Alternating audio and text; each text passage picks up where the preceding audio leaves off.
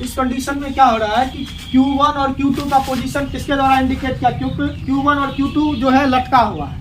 लटकने के क्रम में इसको इंडिकेट करने के लिए, रिप्रेजेंट करने के लिए हम लोग को कोऑर्डिनेट एक्सिस लेना पड़ेगा, और कोऑर्डिनेट एक्सिस x और y के तल में लिए तो ये क्या हो गया, Q1 का पोजीशन कौन बता रहा है, R1, और Q2 का पोजीशन R2 बता रहा है, और Q2 के सापेक्ष Q1 का पोजीशन कौन बता रहा है, R21, और Q1 के सापेक्ष Q2 का पोजीशन R12 बता रहा है।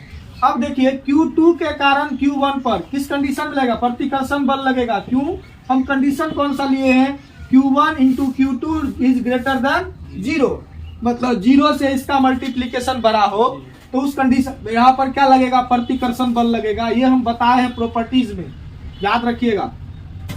तो यहाँ Q2 के कारण Q1 पर लगने वाला फोर्स, अगर प्रतिकर्षण बल होगा तो बाहर की ओर लगेगा, और बाहर की ओर F12 लगा। Q1 के कारण Q2 पर जो फोर्स लगा ये भी बाहर की ओर लगेगा, और F12 हो गया ये, ठीक है। अब हम यहाँ जो जो फिगर में हम उसको लिख देते हैं, Q1 तथा Q2 क्या है, आवेश है, और R1 क्या है, Q1 का स्थिति सदिश है, मतलब Q1 का पोजीशन वेक्टर है। R2 Q2 का पोजीशन वेक्टर है, और R12 किसका पोजीशन है बताइए तो, Q1 के सापेक्ष Q2 का पोजीशन स्थिति सदिश है। क्या है, स्थिति सदिश। और R21 क्या है, Q2 के सापेक्ष Q1 का स्थिति सदिश है।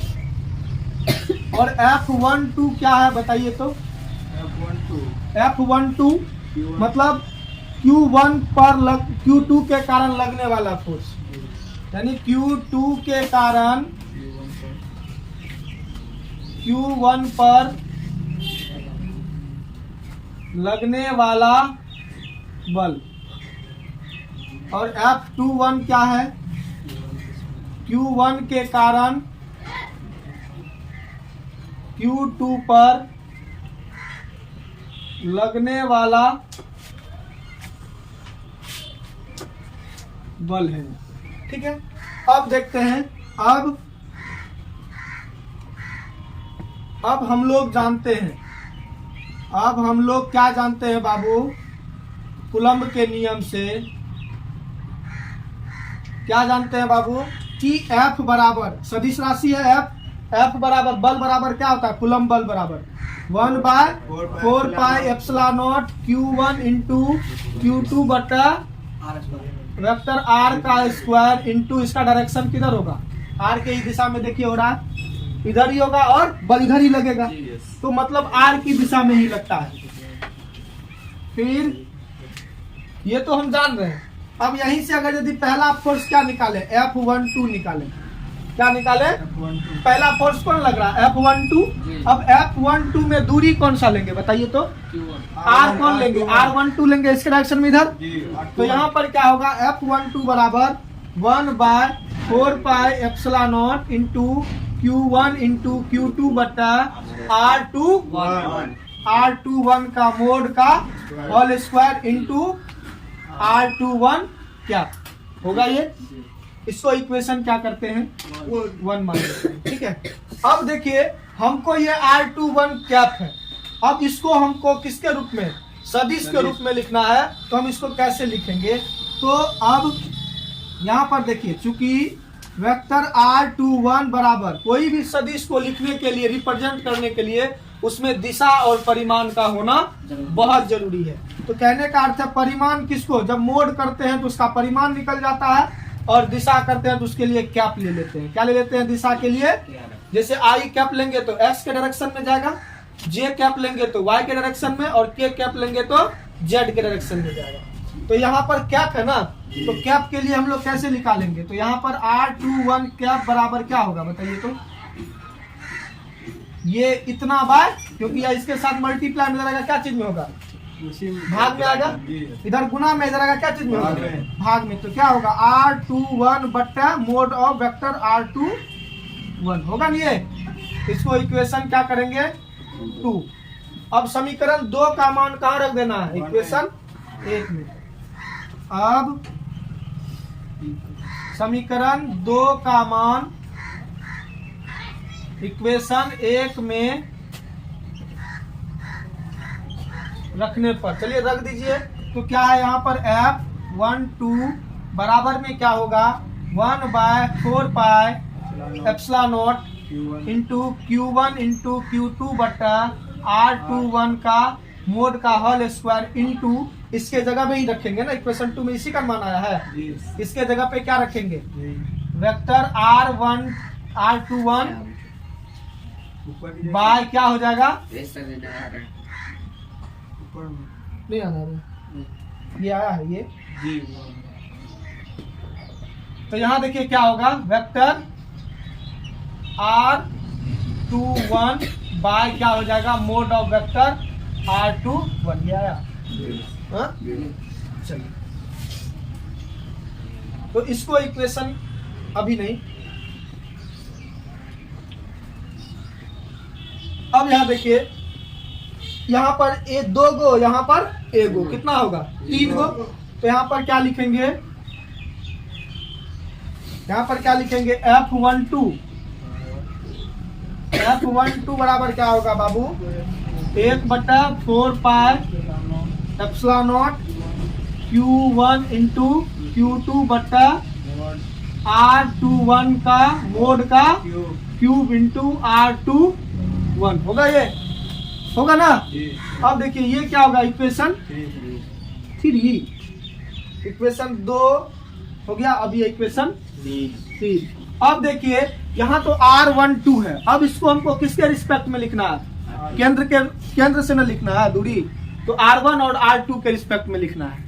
तो R1 और R2 के रिस्पेक्ट में लिखने के लिए अब हमको फिगर में जाना पड़ेगा। अब चित्र से देखिए सदिश का बहुभुज नियम बताए थे ना, समान दिशा बराबर समान दिशाओं का योग बराबर विपरीत दिशाओं का योग। समान दिशा देखिए इसमें कौन कौन होगा, अभी ये वाला क्योंकि ये दूरी ले रहे हैं ना, इसमें कौन होगा ये और ये समान दिशा में है, लेकिन ये क्या है विपरीत दिशा में। तो कहने का अर्थ है वेक्टर R1 बराबर क्या होगा बबुआ vector R2 plus vector R21। R1 ये अलग डायरेक्शन है, ये और ये सेम डायरेक्शन है, तो ये दोनों को जोड़ सकते हैं ना, तो ये दोनों को जोड़िए। तो यहाँ पर लिख सकते हैं R21 बराबर क्या होगा R1 माइनस R2 होगा। क्यों होगा, क्योंकि इसके साथ ये R2 प्लस में इधर जाएगा, क्या चीज में होगा वही लिखे हैं। हाँ चलिए इसको इक्वेशन 4। फिर क्योंकि यहाँ पर सिर्फ यही मांग रहा है, अब इसका मोड भी करना है। मोड करेंगे तो वेक्टर R21 का मोड कर दीजिए, तो क्या हो जाएगा R1 माइनस R2 का मोड। इसको इक्वेशन 5। अब इक्वेशन 4 और 5 कहाँ रखना है, अब समीकरण 4 और 5 का मान कहाँ रख दीजिए इक्वेशन 3 में रखने पर रख दीजिए। क्या होगा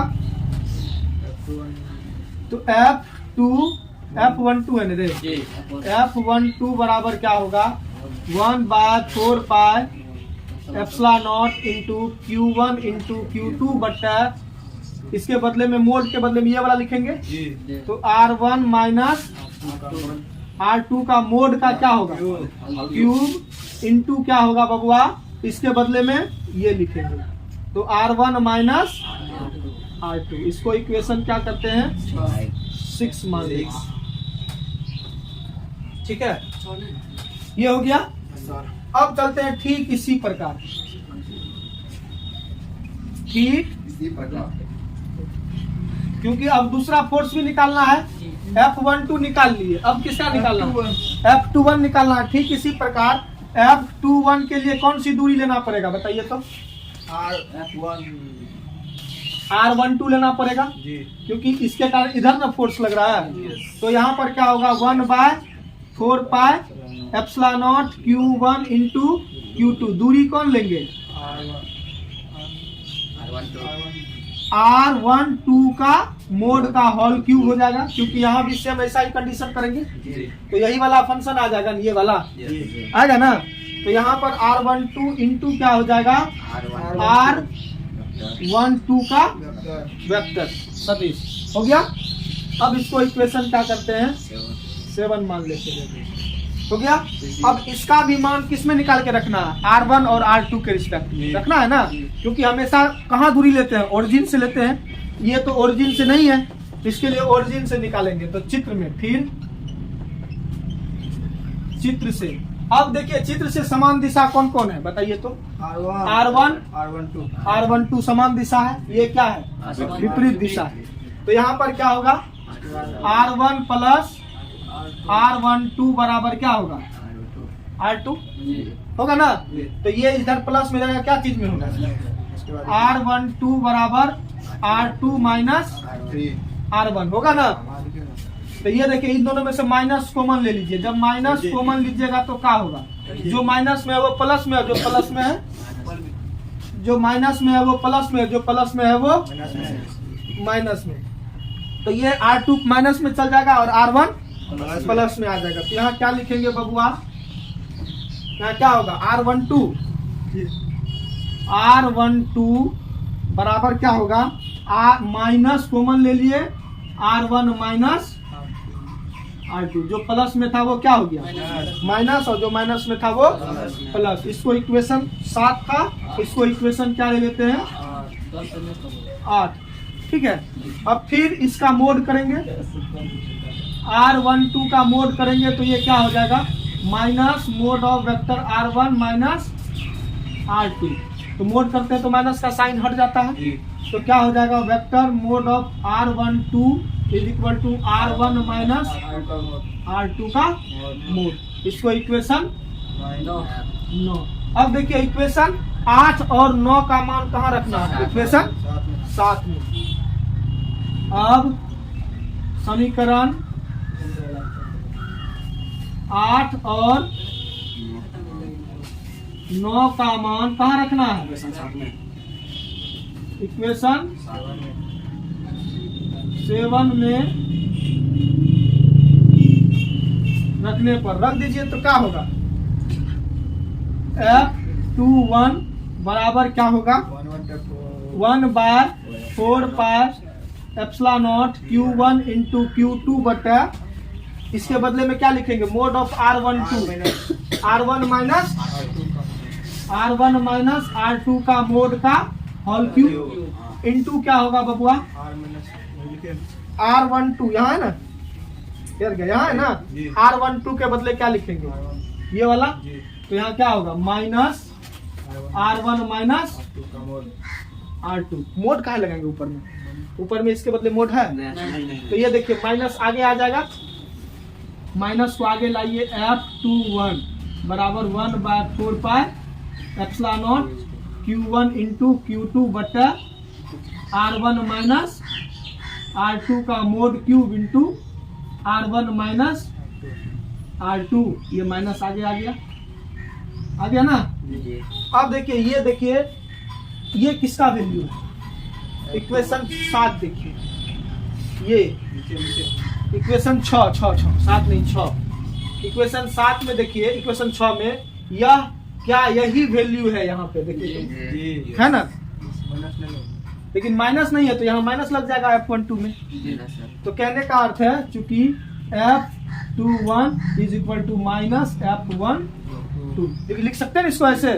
ये कहाँ से आया फ्रॉम इक्वेशन 6 हो गया, फ्रॉम इक्वेशन 6। यही चीज हमको प्रूव करना,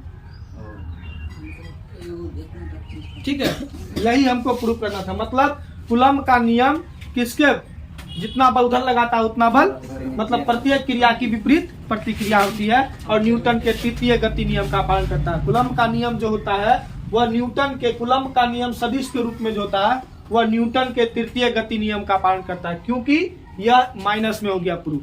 ठीक है, शायद अच्छा लगा होगा, समझ गए होंगे। चलिए।